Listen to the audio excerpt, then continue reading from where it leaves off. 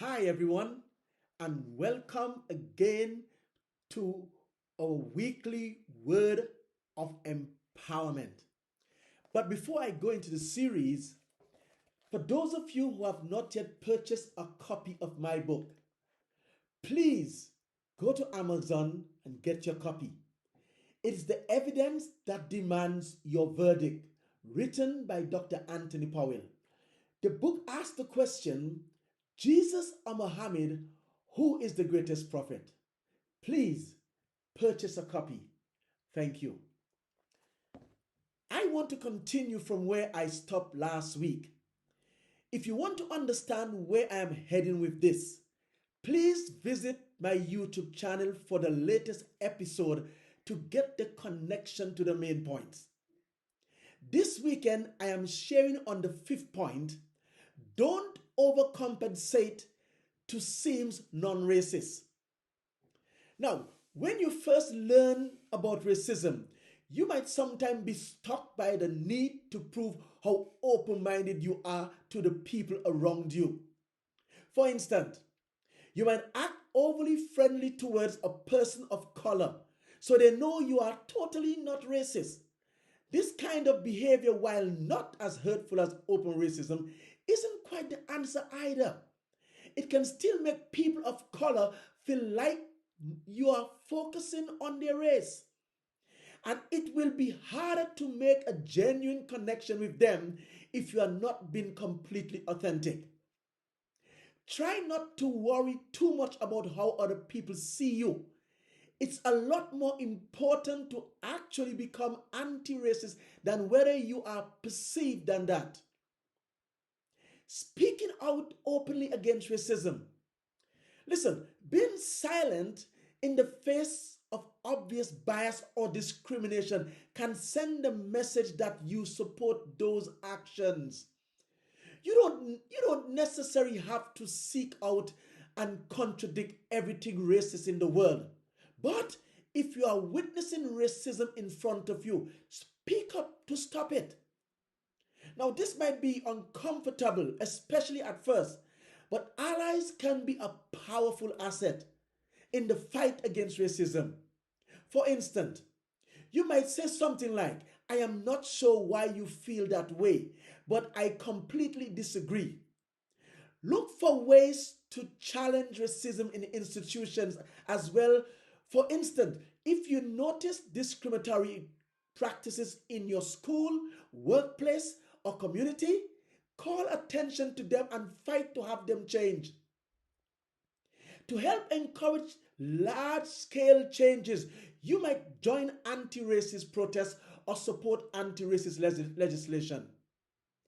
People sometimes think, well, I am not calling anyone name or doing anything hateful as I have no responsibility. But the system of this web that surrounds all of us is reinforced by silence. So you have to speak up against it and mention anyone who you believe to be racist in the place where you are. Every time you leave a small form of racism unchallenged, that bolsters your tolerance for racism. You might have friends, families, and colleagues with varying degrees of complicity with racism. If they make a racist remark, it is easier to ignore it so you don't make the same waves. Challenging racist comment requires effort. It might make you uncomfortable or even result in conflict or lost opportunities. We need to be willing, committed, and able to rebut problematic remarks and engage people in informative conversation about race at the dinner table and over the board games or ball games. If we have children, they are watching how we respond to racism. In conclusion, racism has to be a multifaceted, all-inclusive, and open-minded effort promoted by all walks of life. The first step in this evolution is breaking the cycle of hatred being instilled in our children. None of us are born with hatred in our hearts. Breaking the cycle and challenging and changing the way we always do things requires a paradigm shift which would have to be embraced by every one of us. I could probably fill several screens with all of the ways we need to change or mitigate racism. But before we can successfully put racism behind us, we must stop looking the other way when we see or hear about it. Period. It is when we teach our youth to embrace differences and recognize the strength in unity. It is when we stop turning a blind eye to the mistreatment of others based on their skin color. It is when we talk to one another about how to embrace the differences in us.